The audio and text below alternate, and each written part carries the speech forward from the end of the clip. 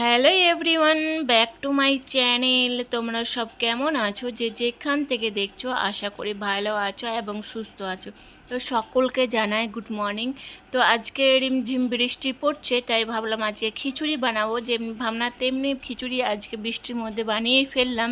আর বৃষ্টির দিনে খিচুড়ি না হলে একদম ভালো লাগে না। তো আজকে মাটির উনুনে খিচুড়িটা যেহেতু করেছিলাম, তাই আগের দিনে বাবার বাড়ি থেকে যে কাঁঠাল দিয়েছিল, সেই কাঁঠালের বীজগুলো কিন্তু থেকে গিয়েছিলো। তো ভাবলাম যে গ্যাস পুড়িয়ে আর বীজগুলো আর ভাজবো না, যেহেতু মাটির উনুনে একটা আঁচ আছে, সেখানে কিন্তু একটা হাঁড়ি বসিয়ে কিন্তু সুন্দর করে বীজগুলো ধুয়ে পরিষ্কার করে পাতলির মধ্যে বসিয়ে দিয়েছি। ব্যাস এইভাবে নাড়াচাড়া করছি আর আঁচটা এত সুন্দর লাগছে, আর বৃষ্টি পড়ছে আর এখানে বসে থাকতে বেশ ভালো লাগছে। কারণ এই ঠান্ডা ঠান্ডা লাগছে, আর ঠান্ডার মধ্যে পাগুলো একটু তাপ লাগছে, বেশ কিন্তু আরাম লাগছে। তো এইরকম তাপটা আছে উনুনের মধ্যে, কত সুন্দর আছে দেখতেই পাচ্ছ। আর বৃষ্টির মধ্যে এরকম উনুনে কাছে বসে থাকতে বেশ ভালো লাগে। আর এইভাবে নাড়াচাড়া করছি। তো এই বীজ কাঁঠালের বীজ খেতে কে কে ভালোবাসো অবশ্যই তোমরা কিন্তু ঝটপট করে কমেন্ট বক্সে জানাবে। আমার কিন্তু বেশ ভালো লাগে খেতে। তোমাকে ভালো লাগে? আচ্ছা।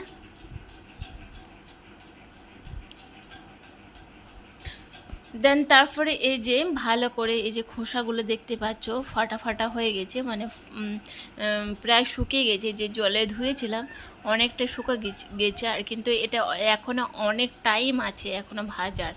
তো কাঁঠাল অবশ্যই মিষ্টি ছিল, খেতে বেশ ভালো লেগেছিলো। আর বাবার বাড়ির থেকে যে কোনো জিনিস এলে যদি কেউ প্রশংসা করে, মনটা সত্যি অনেকটাই ভরে যায়, মনে হয় খেয়েও না অনেক তৃপ্তি পায়। কারণ বাবার বাড়ি থেকে যে কোনো জিনিসই অনেক ভালোবাসা, সবারই বাড়ি থেকে ভালোবাসা হয়, কিন্তু বাবার বাড়ি একটু বেশি সবারই কাছে একটু স্পেশাল হয়। তো যে কোনো ছোটো হোক বড়ো হোক, কোনো জিনিস যদি খেয়ে যদি প্রশংসা করে, সত্যি মনটা এতটা ভরে যায়, মনে হয় ইস তাই অনেক সুন্দর হয়েছিল খেতে বুঝি। তো বাবার বাড়ি মা দিকে যখন ফোন করে বলি, তখন ঠিক আমার মতনই অনেক হ্যাপি হয় শুধু এই কথাটা শুনে, যে না যা হোক ভালো বলেছে খেয়ে বা দেখে বা জিনিসটা পেয়ে, মানে এই কথাটা শুনে অনেক তৃপ্তি পায়। দেন তারপরে এই যে ভাজতে ভাজতে প্রায় আমার শেষের দিকে কাঁঠালে বীজ ভাজা অনেকটাই হয়ে গেছে দেখতে পাচ্ছ, কিন্তু এখনও পুরো প্রপারলি হয়নি, কারণ ভিতরে অনেকটাই কাঁচা আছে। আর এটা না অনেক টাইম দিয়ে ভাজতে হয়, কারণ যেহেতু এটা জলে ভরা, তো সেই জন্যে অনেকটাই কাঁচা থাকে, সেই জন্যেই কিন্তু এটা অনেক টাইম নিয়ে ভাজতে হয়। আর এর গন্ধ যখন ভাজা হয়ে যায় এত সুন্দর একটা স্মেল আসে, মানে গোটা বাড়ি একদম ভরে যায়, এত সুন্দর একটা গুড স্মেল আসে।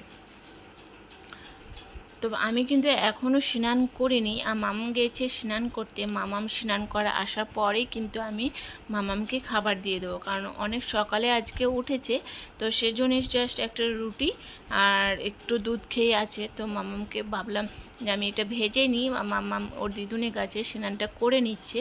তো মামামকে খাইয়ে তারপর আমি স্নানটা করে নেব। তো মামাম স্নান করা প্রায় শেষ হয়ে গেছে, আর আমারও এই বীজ ভাজা শেষের দিকে।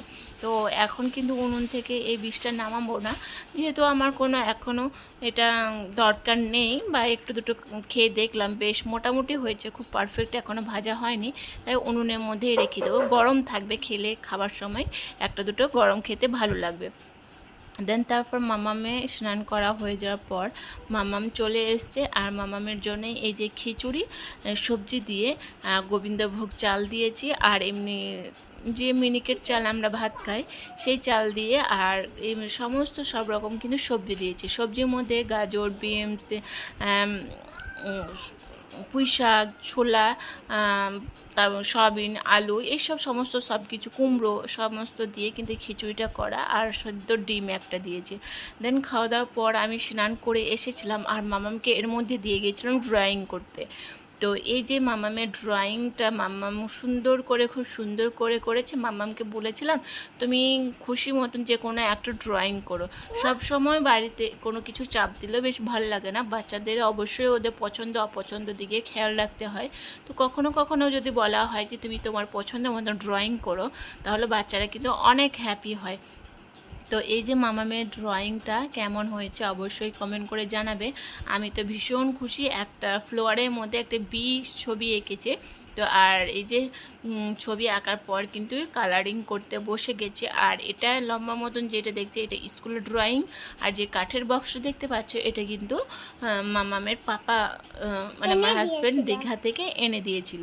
মানে আমার মামামের খেলনা পুতুল থেকে কিন্তু ওর আমি দেখি সব জিনিস, ওর বই, খাতা, পেন্সিল, রাবার এইসবের দিকে একটু বেশিই নেশা। এইসব হ্যাঁ, ভালো করে পড়াশোনা করলে আবার কিন্তু এনে দেবে। তো মামামকে আমি সবসময় এটাই বলি যে তুমি ভালো করে পড়াশোনা করলে আরও অনেক কিছু গিফট হবে। যে আর মামাম যেটাই দেখবি খেলনা বা রাবার বা পেন্সিল বক্সগুলো, ওর পেন্সিল বক্স দিকে, জলের বটল দিকে এইসবের নেশা অনেকটাই বেশি। তো সমস্ত সব কিছুই মামামকে নিয়ে সব কিছু ঘেরা।